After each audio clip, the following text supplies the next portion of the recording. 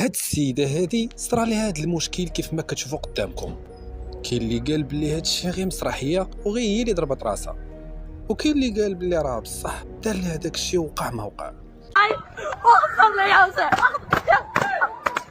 واخسر لي يا حسين وسراين، واخسر لي يا واخسر لي يا حسين، واخسر لي يا حسين سراين، واخسر لي يا حسين سراين، سراين سراين خسر يحنا كيف جوج سراين، خسر يحنا كيف جوج سراين.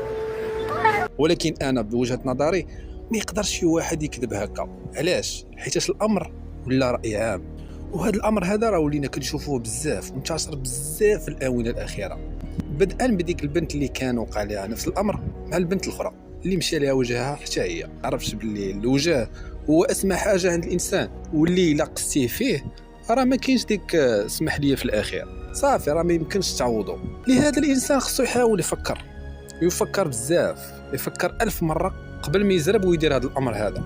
راه اغلب الناس كتكون عندهم ردة فعل غير متوقعه، يقدر يقلب الطابله، يقدر يهرس الزجاج، يقدر يتعصب، يصرفق بيديه، اي حاجه. هادشي كامل تقدر تجي مع الوقت.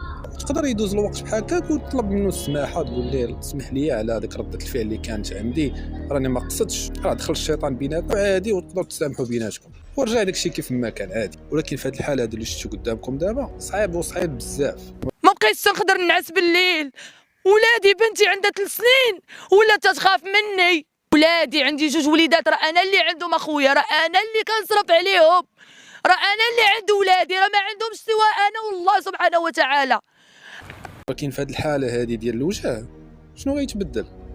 ها انت طلبتي منه السماحه كاع في الاخير، قلتي لي اسمح لي شنو كاين وشنو كاين، ولكن هاد اسمح لي واش غترجع لي وجهه كي كان؟